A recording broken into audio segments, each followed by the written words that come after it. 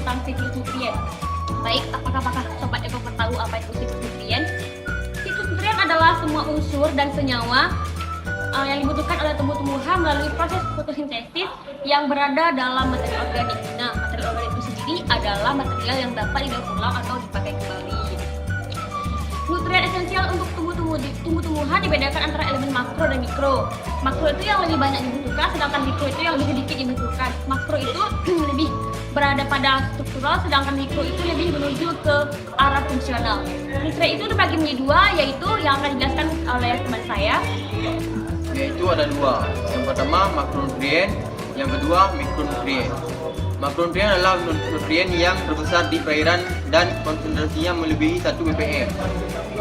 Dengan kata lain, nutrien jenis ini melimpah di perairan. Yang kedua, mikronutrien. Mikronutrien adalah nutrien yang terbesar di perairan dan konsentrasinya kurang dari 1 ppm. Dengan kata lain, nutrien jenis ini banyak, terbatas atau sedikit di perairan. Selanjutnya kami akan menjelaskan siklus nutrien yang terdapat pada jaringan makanan. Jaringan makanan sendiri bisa digambarkan dengan rantai makanan. Rantai makanan dibagi menjadi 3 tropik, yaitu produsen, herbivora, karnivora yang dihubungkan dengan pengurai. Ini saya akan menjelaskan map dari rantai makanan sendiri. Seperti yang dijelaskan oleh Fata, rantai makanan itu terdiri dari karnivora, terus ada herbivora, terus ada dekomposer atau pengurai. Nah, di sini ketiga trofi tersebut akan mengumpulkan nutrien atau bisa juga disebut dengan mineral nutrien pool atau kolam dari nutrien itu sendiri. Kemudian nutrien itu tersendiri akan diproduksi menggunakan eutrofis yang dibantu oleh matahari dan akan kembali ke 3 tropik itu tadi. Jadi dari herbivora, karnivora sama dekomposer, terus dia kembali ke mineral nutrien pool, terus dia ke produser eutrophlas yang dibantu oleh matahari dan kembali lagi ke 3 tropik itu. Jadi kami akan membahas siklus nutrien yang dibantu oleh paus. Dari makhluk terbesar hingga terkecil, nutrien didaur ulang melalui pergerakannya, limbahnya, dan aktivitas metaboliknya. Ilustrasi pada gambar ini akan menunjukkan contoh pompa paus yang mengedarkan nutrien melintasi lapisan kolom air samudra.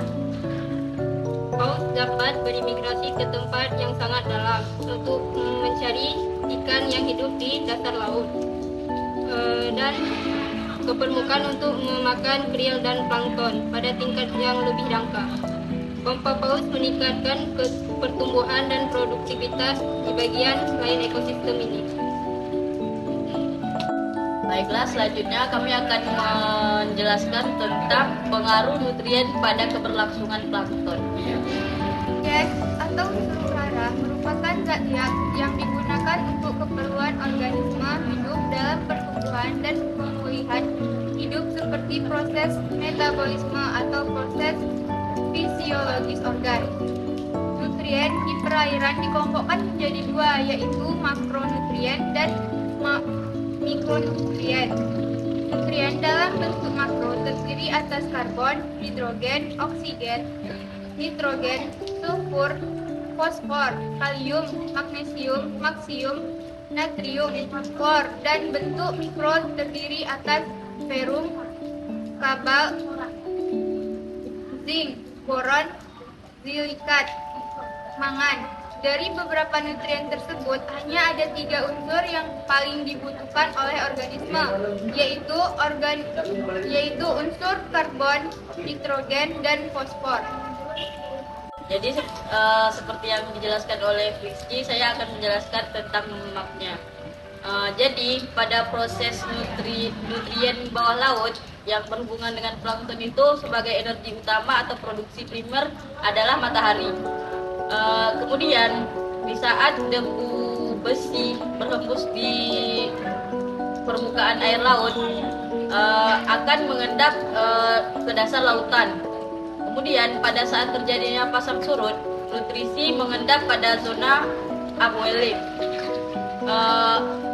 Proses ini dinamakan remineralisasi.